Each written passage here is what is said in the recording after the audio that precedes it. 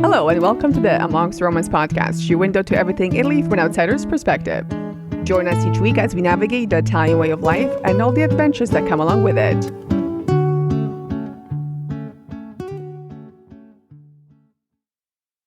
So it's officially summer here in Italy, and it's hot.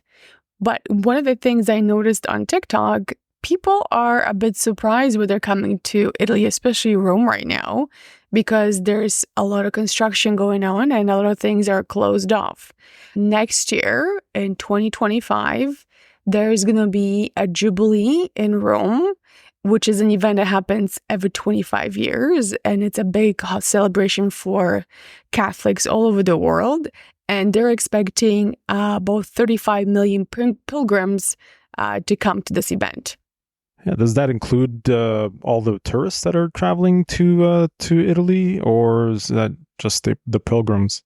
No, apparently that's just the pilgrims. So these are the people who are solely coming to Rome for the different events happening with the Jubilee. So the celebration takes, it's happening throughout the whole year, but still that's 35 million people extra on top of the tourists coming each year. Yeah, actually, I just took a look at that number of the average number of tourists actually been visiting Italy over the years, and I think it was 57 million tourists alone in 2023. If that's on top of that number, then I'd expect quite a busy season, or busy year at least. Now, are those the tourists coming to Italy or just to Rome? That's actually just to Italy. Well, I'm assuming a good chunk of that probably comes to Rome anyway, right? So imagine all those people plus additional 35 million people, give or take. I guess most of them will be coming to Rome. So again, there'll be a lot of people. I think we should probably explain what the Jubilee is to the listeners, because I don't think everyone's familiar with it. Sure, sounds good. So the Jubilee year, it's actually known as the Holy Year. So it's a significant event for the Catholic Church. So the first Christian Jubilee was actually instituted back in the day, in the 1300s, by Pope Boniface. And since then, it's been celebrated every 25 years, I think. And with the Jubilee occurring, there's actually going to be special Jubilees occurring occasionally throughout the year. The Jubilee is actually a time for Catholics to seek forgiveness and renew their faith. I expect quite a few people making their way over to Rome. Yeah, and I think big part of that is the actual pilgrimage to Rome. A lot of the people who are planning probably have been planning this for a very long time. With this sort of celebration, if you are a spiritual person, and especially, I guess, if you're in the Catholic faith, this is something that is a significant event because, again, it takes place every 25 years. So, it has a very big significance, and there's lots of different rituals like passing through the holy doors, participating in various religious ceremonies. So people will be visiting the major sites like, St. Peter's Basilica in the Vatican, the different churches. There's over 900 churches in Rome. So I'm pretty sure there'll be a lot of people visiting most of them. Plus, there are other holy places like the catacombs, which used to be a huge place also for Catholics back in the day when they were being persecuted by the Romans. So again, there's going to be a lot of people coming to the city for this particular event. And the theme this year is called Pilgrims of Hope. So the events themselves actually officially kick off at the end of the year, I believe December 24th. And it lasts all throughout 2025 in December.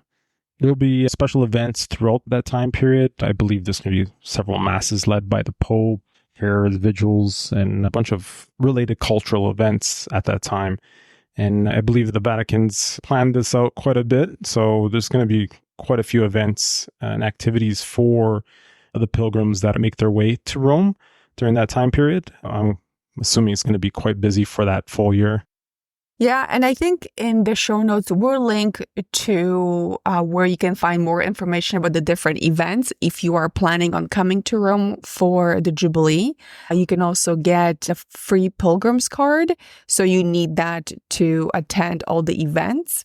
And there's also another pilgrim's service card, which offers you discounts on accommodations, museum tickets, and so on.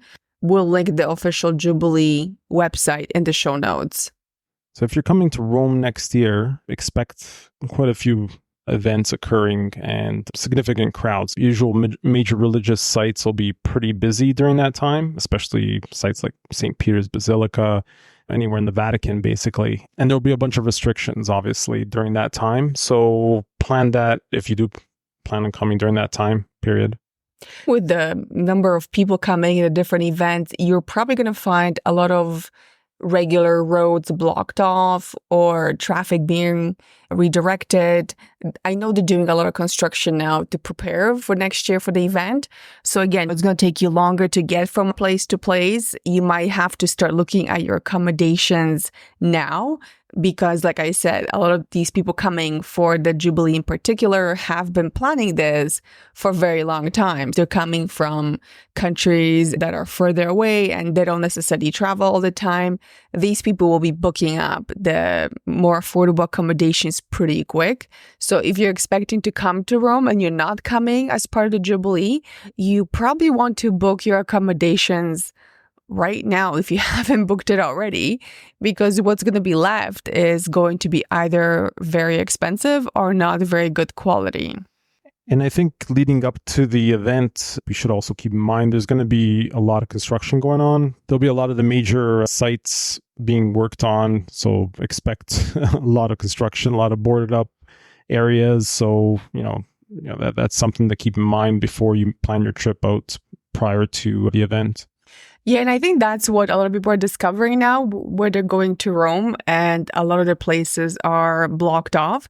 Around the Vatican, there's a lot of work happening there. Major fountains like Piazza Navona is one of them. The fountain outside of the Pantheon, a lot of them are getting cleaned. So there is a lot of blockage. You basically are not able to see the fountains and your view is obstructed because they're boarded up almost. There's scaffolding and there's other things which basically you can't really see a lot. When I was there in February even, there was major construction happening already around Piazza Venezia. Not really related to the Jubilee, but they are building a new subway station there. So that project will be taking about 10 years. So again, that's near the Colosseum and near the Roman Forum. So that's also causing major delays and major slowdowns already. So that's not even related to the Jubilee.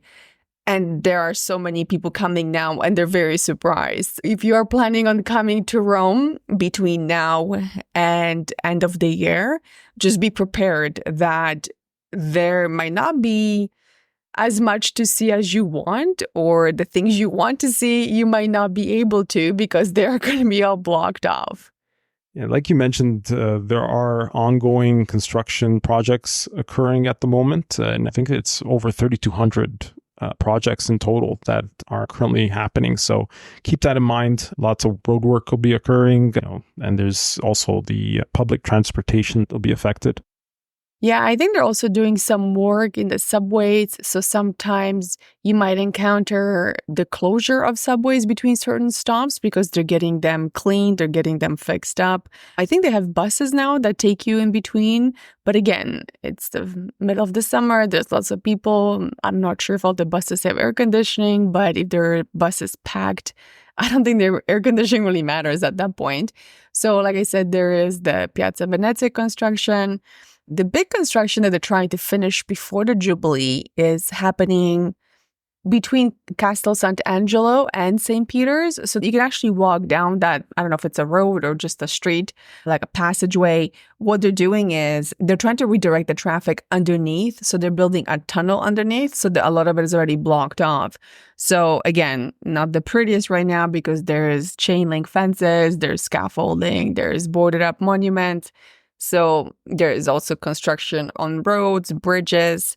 they're trying to make the city appeal to tourists, appeal to the pilgrims, make it all nice and shiny, but they're also doing regular maintenance work.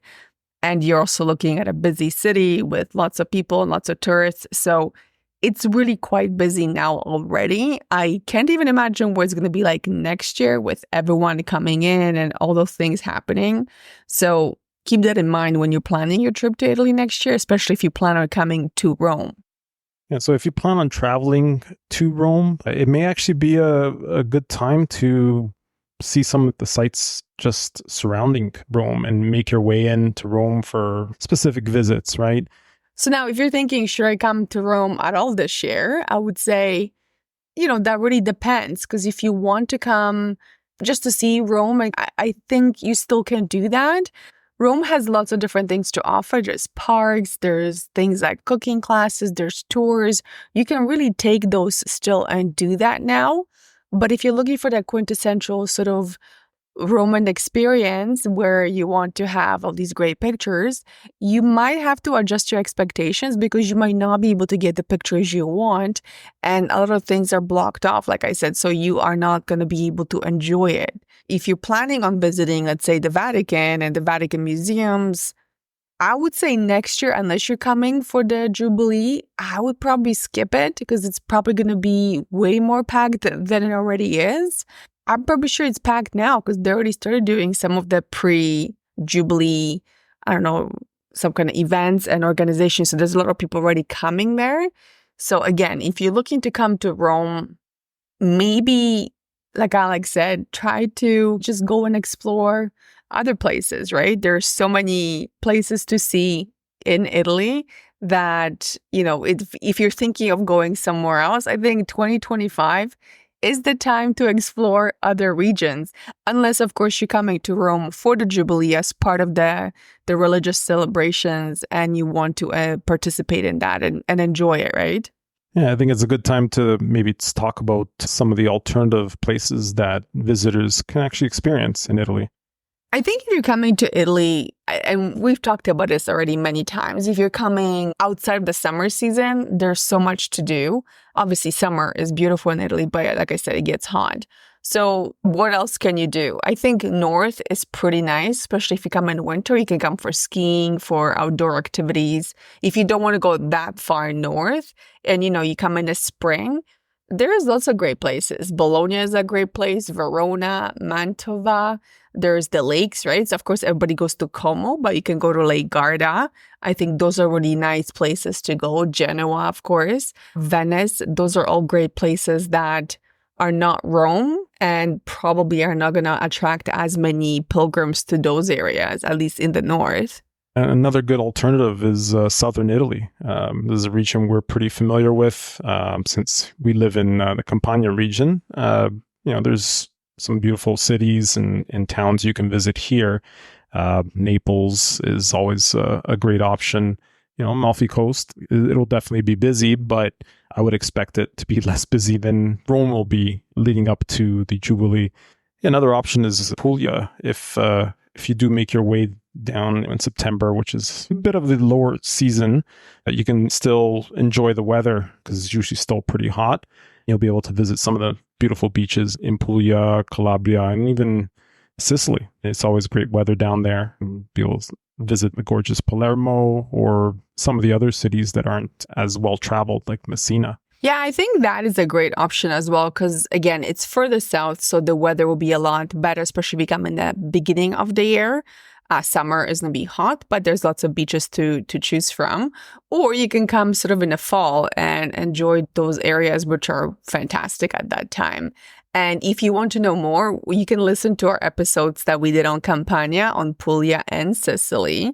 But again, those are great options and alternatives if you're coming to Italy, because again, they all offer the same things that, maybe not exactly the same things as Rome does, but you do have a lot of the historical sites. You have beautiful beaches, you have Baroque architecture, you have, ruins, you have great food, great weather, great atmosphere. So I think Southern Italy is definitely a great option if you're thinking of coming to Italy next year instead of going to Rome. And finally, one of the other options, of course, is Central Italy. Yeah, there's some beautiful areas that you can visit there, such as Umbria, Marche, and Tuscany. You can plan a wine tour or even, a culinary tour, which is pretty popular for those areas, right? So you'll be able to taste the amazing wines from those regions, have some cooking classes even at that time, which is always a good time to do that. I think a lot of people will be heading to Tuscany. Tuscany is always a popular location, but if you want to check out some other options, Umbria is, what's the slogan for Umbria? It's like Tuscany, but without the crowds. Yeah. Umbria is a great place. Both Umbria and Marche offer a lot of different small towns, a lot of charm. I don't think those two are as much traveled as Tuscany is. If you're looking for something different to do, those two regions are definitely great options. The only one I think that you might have some pilgrims coming to is Umbria, where Assisi is. It's the home of St. Francis, and that usually is a destination that a lot of people go to now anyway. But I'm thinking, if you're coming to Italy for the Jubilee celebration, they're probably going to make their way there too. But other than that, I don't really think those areas will be overpopulated by pilgrims. And now, if you want to visit, a region that's off the beaten path, one of the destinations that I highly recommend would be Abruzzo. Some great wines to be had there, lots of things to do. It's well connected to Rome, so being just east of Rome, you can also even visit a lot of the beaches depending on the time. And then there's also quite a bit of activities that you can carry out, especially in the winter if you like skiing or snowboarding. Gran Sassi is very nice to visit. You have Pescara, which is a bustling city. Then there's Chieti. Some of the other places in that area are great visits. And I think if you really want to go off the beaten path, I think you should try Molise, which is one of the regions that is probably, I would say, the least known in Italy. And even to Italians, they have a joke that they say that Molise doesn't exist because Molise is a region that used to be part of Abruzzo. I think it was in the 50s. It was sometime, fairly recent in the Italian history that they separated into two regions. We haven't explored Molise that much. We've driven through it a couple of times, but I think that's something that we will be exploring next year as well, because I am definitely not going to Rome during all those celebrations. So if you're looking at something different, I think Molise is also going to be a great option. If you plan on coming to Italy and, you had your heart set on Rome, there are other options. Like we mentioned, there's so many other places that you can visit that you'll have a great time in. And, many of them are, like I said, well connected to Rome. If you're coming to Rome and you do have your heart set on visiting, there are lots of things you can do that are not related to the activities that are happening with Jubilee. Are many of these people going to go attend museums and do other things? Probably. But if you want to go and still have a good experience, Rome has so many museums other than the Vatican. It has so many great restaurants, so many great opportunities to see different things that have nothing to do with the churches and probably won't be as busy as those activities because everybody's coming to do just that. Like we mentioned, cooking classes, food tours. Those are really great options to do while you are in Rome. And if you still want to have that, immersive experience, Rome is very well connected. So, if you're flying into Rome, take a day trip, go somewhere else, go explore other parts of Italy. If you want to come to Rome, come to Rome. Just be prepared for that experience to be slightly different than what you envisioned. And if you have your expectations set ahead of time, I think you'll have a much better experience because you know what to expect, right? There'll be construction. If you come this year, there might still be some construction next year, and there'll be a lot more people. But it doesn't mean that you can't enjoy yourself. It just means that your experience will be different. Now, if you're thinking of coming to Rome, come after, because what they're doing in Rome is quite interesting. Like with any other big city that's undergoing a major event, there's a lot of money being put into the infrastructure. So like we mentioned, there's lots of work happening with the subways, with the roads. I think it's going to make Rome a much better and more accessible city after the Jubilee. So again, you're going to benefit from coming after the event because A, it won't be as many people, and two, you have a city that's already done and improved, so again, it's a win-win situation. Yeah, there's definitely an upside to this Jubilee event, right? So I'm looking forward to all the changes that they're going to carry out. And yeah, I think it's pretty exciting. So with that, I hope this has helped you with organizing your trip and understanding what's happening if you are planning on coming and you are not aware of the Jubilee. I hope this will help you plan ahead and have the most out of your experience. And this brings us to the end of this episode. Thank you so much for listening. We hope you enjoyed it. Don't forget to like, subscribe, and review on whatever you're listening right now. We'll be back next week, so stay tuned.